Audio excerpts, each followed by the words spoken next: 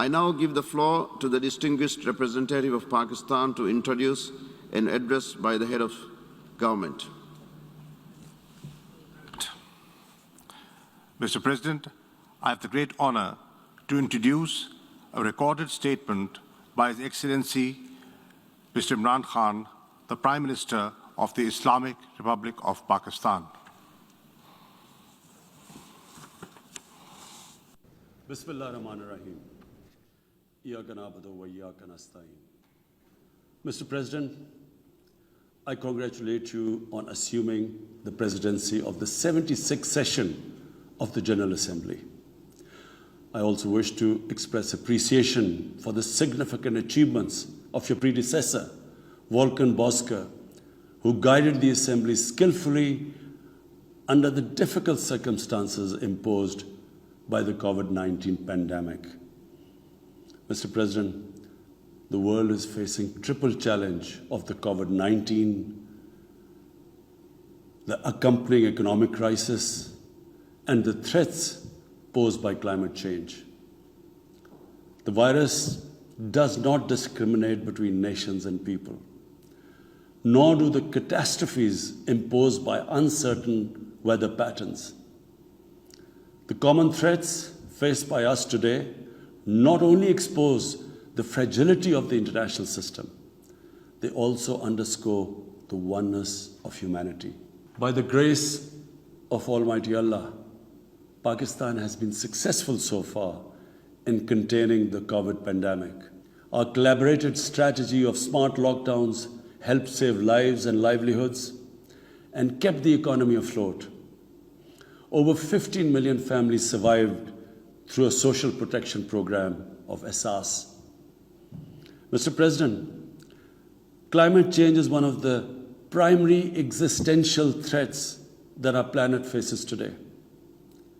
Pakistan's contribution to global emissions is negligible, yet we are among the 10 most vulnerable countries to the effects of climate change in the world.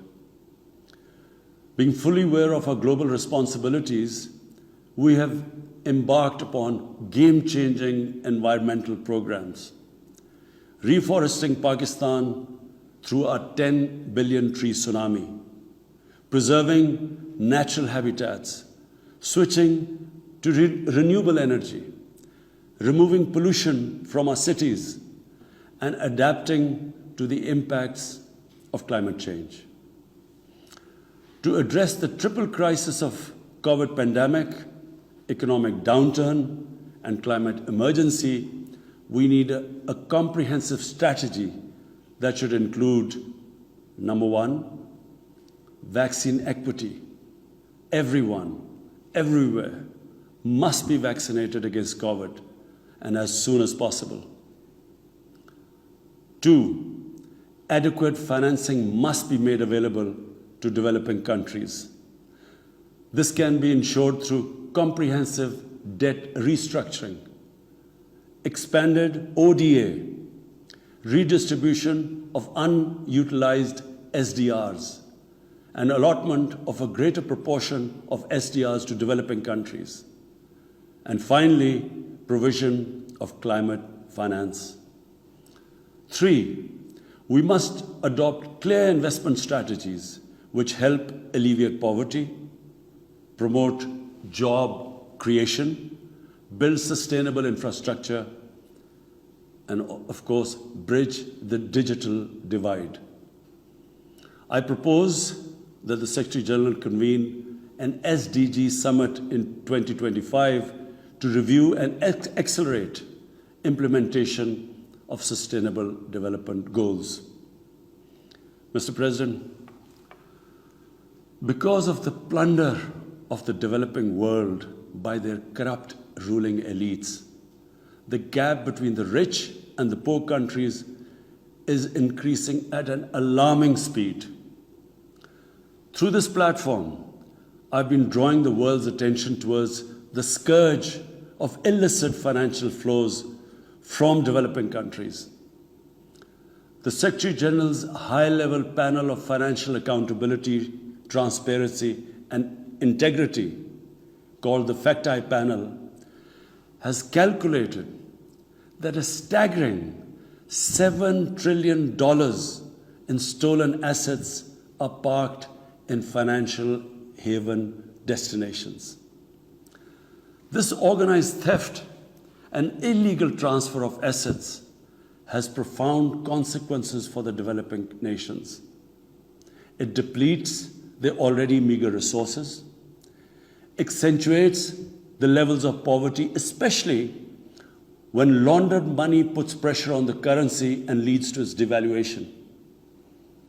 At the current rate, when the Facti Panel estimates that $1 trillion every year is taken out of the developing world, there will be a mass exodus of economic migrants towards the richer nations. What the East India Company did to India, the crooked ruling elites are doing to the developing world, plundering the wealth and transferring it to Western capitals and offshore tax havens. And Mr. President, retrieving the stolen assets from the developed countries is impossible for poor nations. The rich countries have no incentives or compulsion to return this ill-gotten wealth. And this ill-gotten wealth belongs, remember, to the masses of the developing world. I foresee in the not-too-distant future, a time will come when the rich countries will be forced to build walls to keep out economic migrants from these poor countries. I fear a few wealthy islands in the sea of poverty will also turn into a global calamity like climate change. The General Assembly must take steps meaningfully to address this deeply disturbing and morally repugnant situation, naming and shaming the haven destinations and developing a comprehensive legal framework to halt and reverse the illicit financial flows are most critical actions to stop this great economic injustice.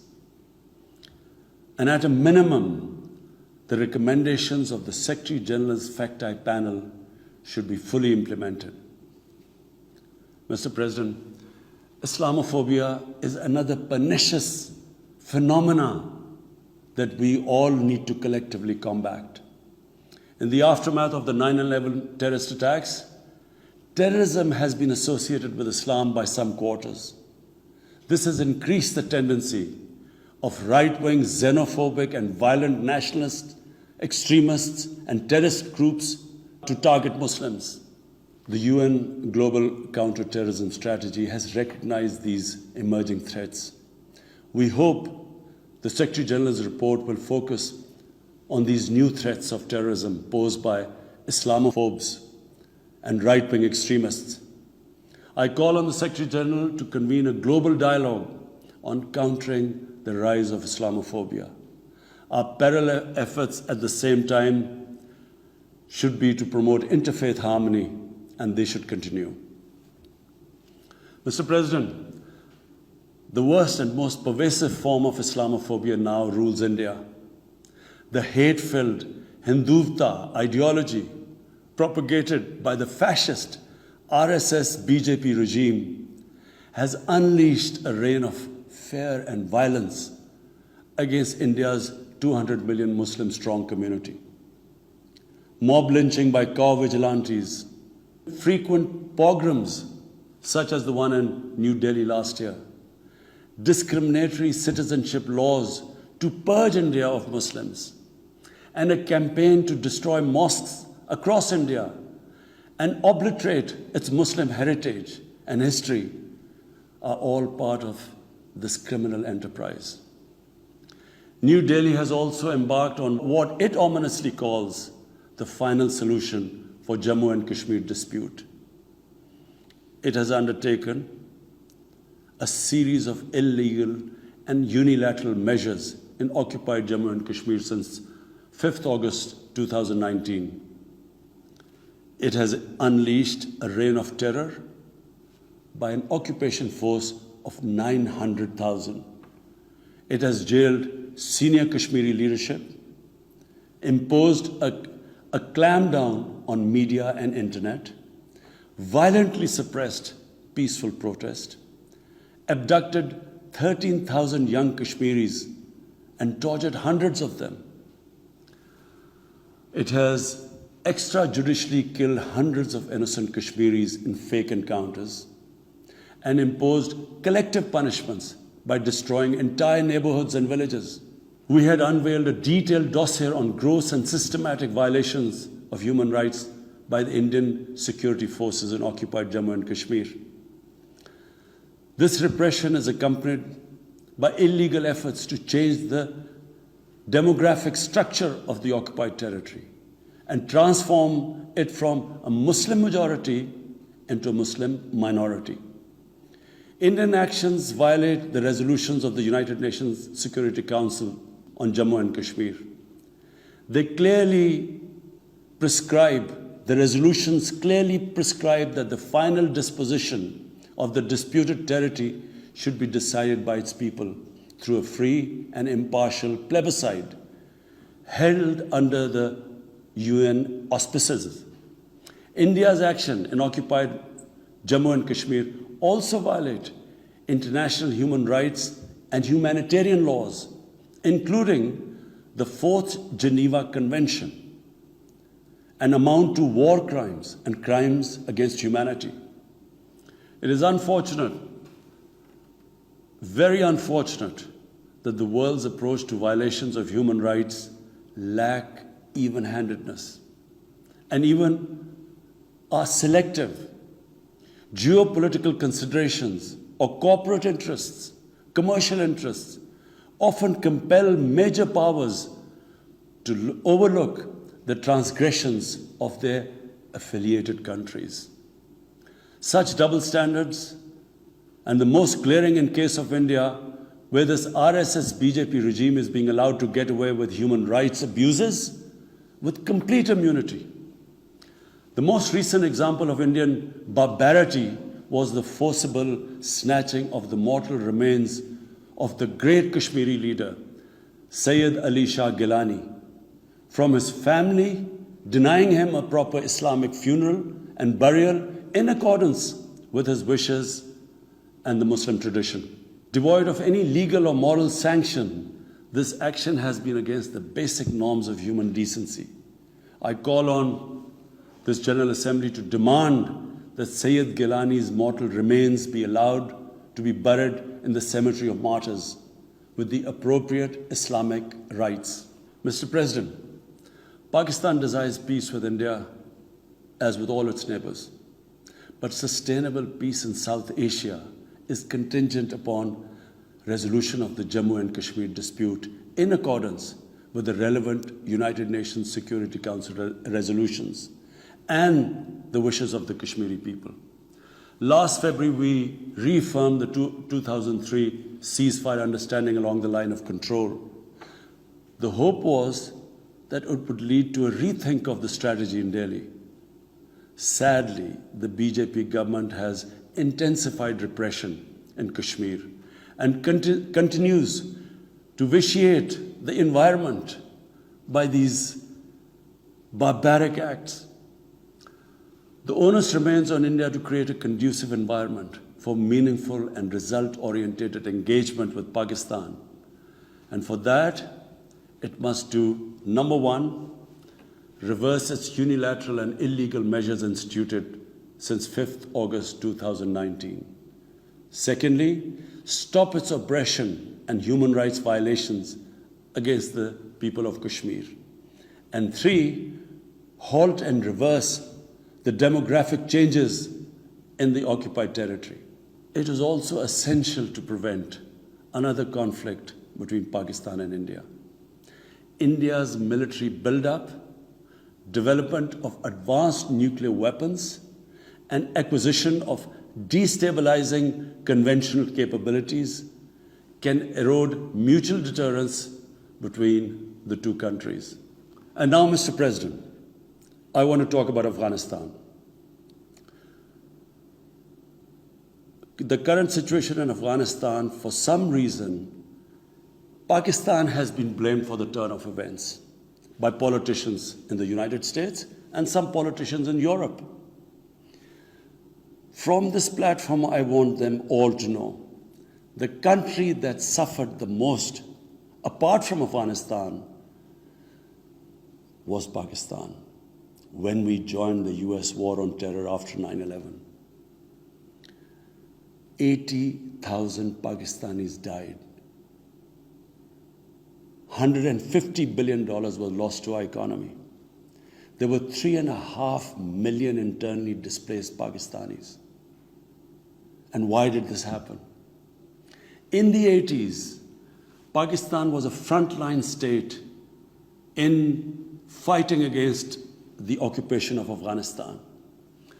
Pakistan and the United States trained mujahideen groups to fight for the liberation of Afghanistan. Amongst those mujahideen groups were Al-Qaeda, were various groups from all over the world. They were mujahideen, Afghan mujahideen. These were considered heroes. President Ronald Reagan invited them to White House in 1983. And according to news items, he compared them to the founding fathers of the United States. They were heroes.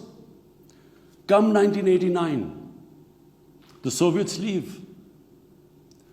So do the Americans, abandon Afghanistan.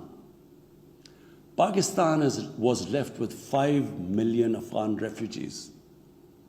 We were left with sectarian militant groups which never existed before. But the worst cut of it was that a year later, Pakistan was sanctioned by the US. We felt used.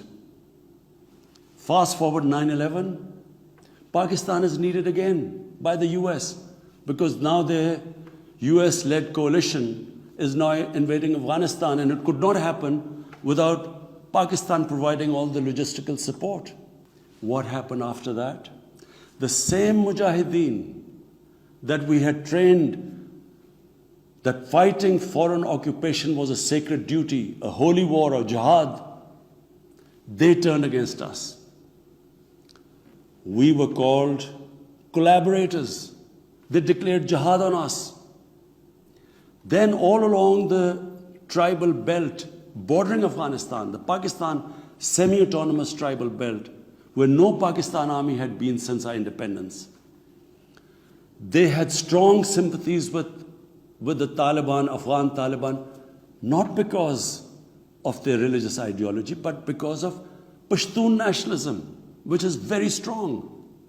Then there were 3 million Afghan refugees still in Pakistan, all Pashtuns, living in camps, 500,000, the biggest camp, 100,000 camps.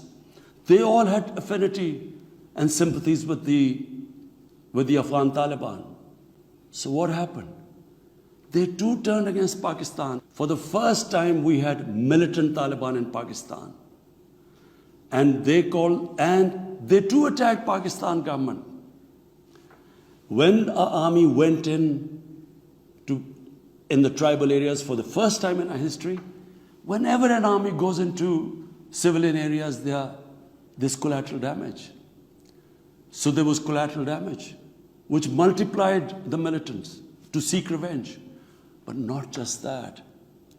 The world must know that in Pakistan, there were 480 drone attacks conducted by the US. 480 drone attacks.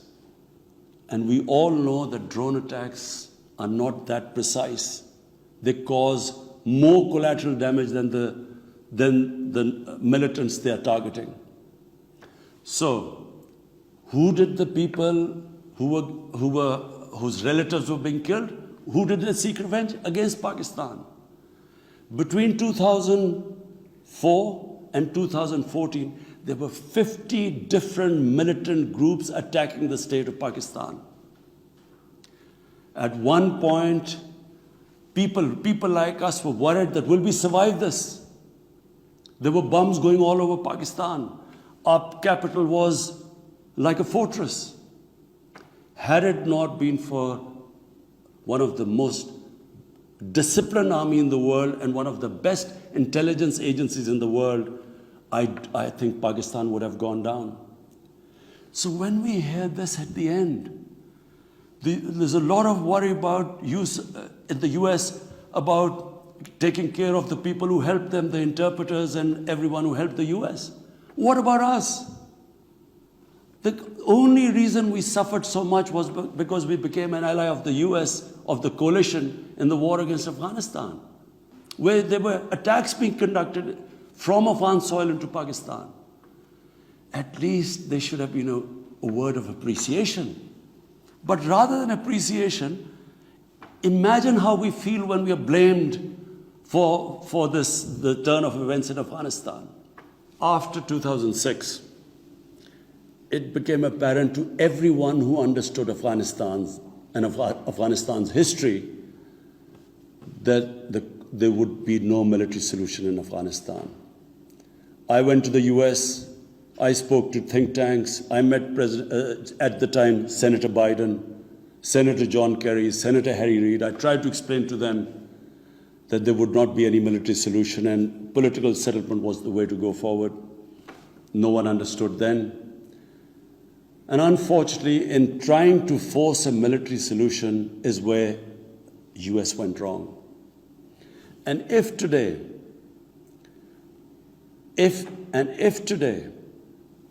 the world needs to know why the Taliban are back in power, all the world has to do is do a deep analysis of why 300,000 well-equipped Afghan army, and remember, Afghans are one of the bravest nations on earth.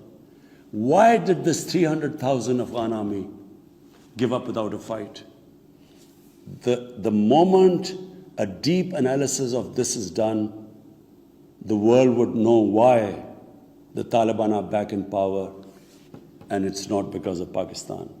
So, Mr. President, right now, the whole world community should think, what is the way ahead? There are two paths we can take. If we neglect Afghanistan right now, according to the UN, half the people of Afghanistan are already vulnerable. And by next year, almost 90% of people in Afghanistan will go below the poverty line. There's a huge humanitarian crisis looming ahead. And this will have serious repercussions, not just for the neighbors of Afghanistan, but it will have repercussions everywhere if a destabilized, a chaotic Afghanistan again becomes a safe haven for international terrorists. The reason why the US came to Afghanistan in the first place. So therefore, there is only one way to go. We must strengthen this current government, stabilize it, for the sake of the people of Afghanistan. What have the Taliban promised? They will respect human rights. They will have an inclusive government. They will not allow this soil to be used by terrorists. And they have given amnesty. Now, if the world community incentivizes them, encourages them to walk this talk, it will be a win-win situation for everyone. Because these are the four things that in Doha, when the US was talking to the Taliban, these were the conditions the dialogue was all about. So if the world can incentivize them to go this direction, then after all, this 20-year of presence, of coalition presence in Afghanistan would not be wasted, because Afghan soil would not be used for international terrorism.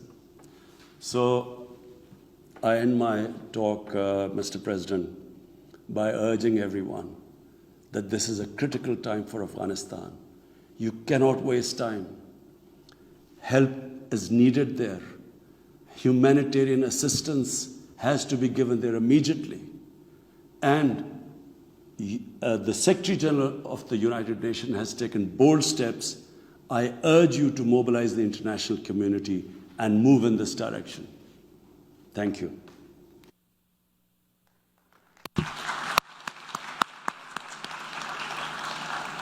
On behalf of the General Assembly, I wish to thank the Prime Minister of the Islamic Republic of Pakistan for the statement just made. The Assembly will hear an address by His Excellency Irakli Garibashvili, Prime Minister of Georgia. May I request protocol to escort His Excellency.